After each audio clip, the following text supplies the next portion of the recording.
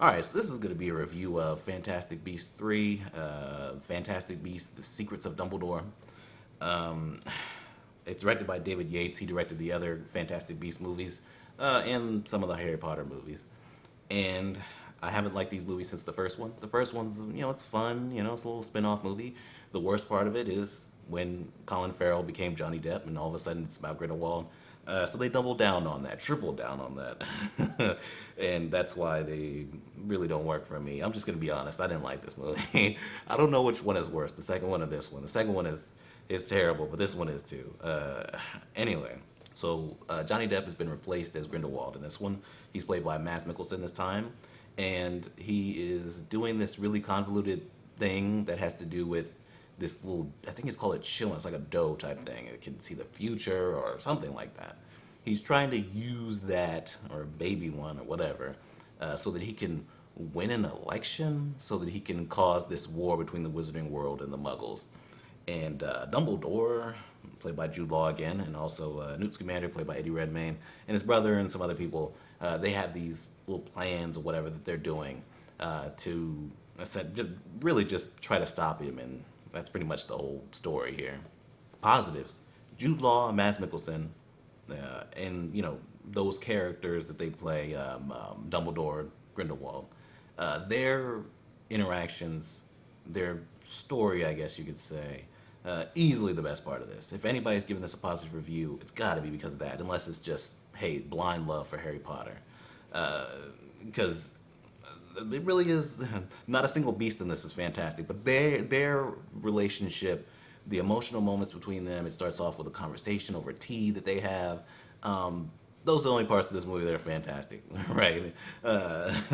They they really do kind of give us a better look at their relationship and what they've gone through, and even though they're at the opposite ends of things, they have this oath that they this blood oath that they did when they were kids, based on their love for one another. And you really do feel that in this. And they have fight scene towards the end that I think is pretty good, one of the best parts of the movie. So that is amazing, right?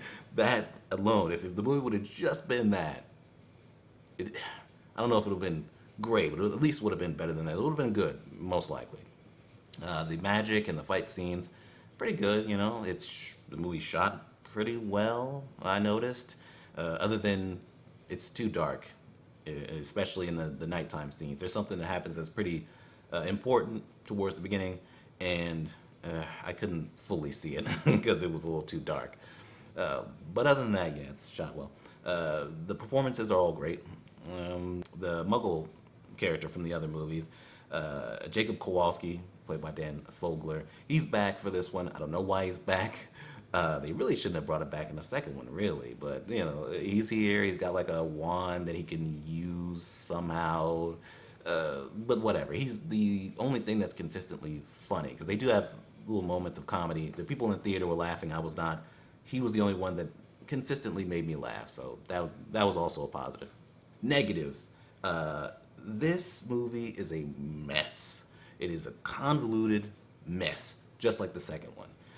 Things are just kind of happening, right? They just throw you into a scene and they're doing something. You have no idea what they're doing. At points, I have to think, okay, wait, where are they now? Because they go around to different places and things like that. I get that they're trying to stop Grindelwald, but I really didn't understand how or what their goal was. Dumbledore knows certain things, and he'll be like, hey, go here. There's going to be something that happens here. And then they're just there. The brother gets captured so that we can have, the little moments where they're doing this with the little lobster-looking things, which actually was kind of fun, but it did really feel like it was just kind of shoved in a movie that's already too long. It feels like they're just kind of just doing something and almost like expecting the audience to just accept it and go along with it. There's exposition scenes, but from what I remember, most of them were just filling you in on things that already happened. Characters talking and recapping things that happened in the second one or the first one. But as far as them actually explaining, hey, what the fuck is going on? What are they trying to do? I don't know. It took a while for me to even know what Grindelwald was trying to do. Like the election, like they bring it up early on, but they're like, but he's a convicted murderer, criminal. and then he just gets cleared of his crimes, and somehow that's just perfectly okay, I guess, or acceptable, so that he can run in this election. And it's it's silly, but anyway, it took a while for something, you know, resembling a plot to happen or to show itself. Because I was like, okay, they're against Grindelwald, but what are they doing? You know, I was like, wow, they're at this little dinner party. What the fuck are they doing there? Why does it matter? And okay, on paper, it could work, right? Grindelwald, he's trying to, you know, he's bigoted, obviously, he's a tyrant, but he's trying to actually get into a place of power so he could actually use that to, you know, wipe out Muggles or whatever, right? He's going about it the political way, right? That could be interesting. That could work. On paper, that sounds fine.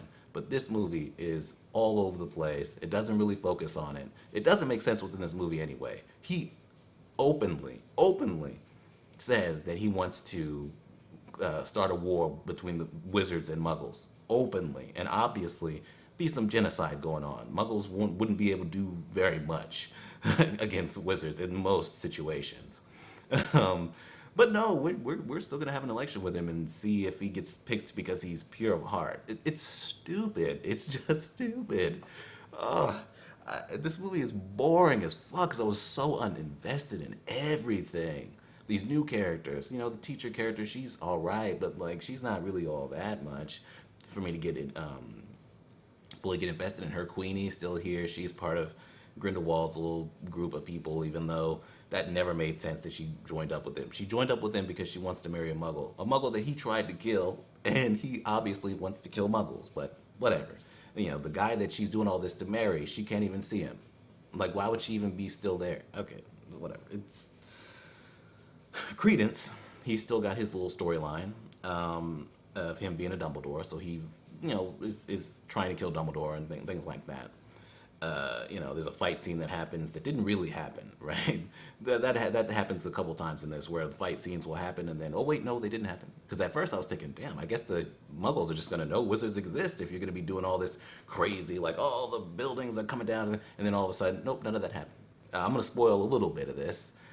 Credence actually is a Dumbledore. He's Aberforth's son, and it feels completely tacked on. When everything is done, everything's all said and done, you just see Aberforth and he's like, I want you to come home, son, or whatever. And that's it. I never liked that character. And, you know, the characters are dying or whatever. Okay, just die. And then obviously Grindelwald also, this is also a spoiler, he gets away at the end because they want to do 5 movies. They could just capture him right here and this could be the end. They want to do 5 movies. I hope this movie does not make money because I don't want to see 2 more. That's all I'm going to spoil, more than likely. The first Fantastic Beasts was a spin-off, right? It's fun, whatever, nostalgia. Then they decided they wanted to do Grindelwald and Dumbledore, but still make it Fantastic Beasts. So Fantastic Beasts is slapped on there. They just throw in little beasts here and there in the plot, and then you know, Newt Scamander is there as the main character, even though he's not the main character. He's kind of shrinking in the corner while Dumbledore's doing all the work. It's just it's stupid nonsense. I don't remember everything from the second movie, but I got the same feeling here, where I'm bored as fuck and I just don't care. So I wanted so bad to either walk out or go to sleep. The people in the theater, they were laughing at different funny moments and things like that, but for the most part, they didn't seem like they were all into it either. The writing is terrible. I don't like this movie. I would actually say I probably hate it. You know, there's another character who maybe he'll betray Dumbledore. Oh wait, he didn't, and he's not much of a character in this movie anyway. So what does it matter? You know, it's just. I thought to myself, there's no way this could be worse or even as bad as that second one. I think they put out one that's at the very least on par in how horrible it is. But anyway, I'm gonna give it utter trash. That's the same thing I would have given the second one if I'd have reviewed it. I didn't, so. There you go. These are both terrible movies, and this needs to end. But yeah, that's Fantastic Beasts, The Secrets of Dumbledore, and we're done.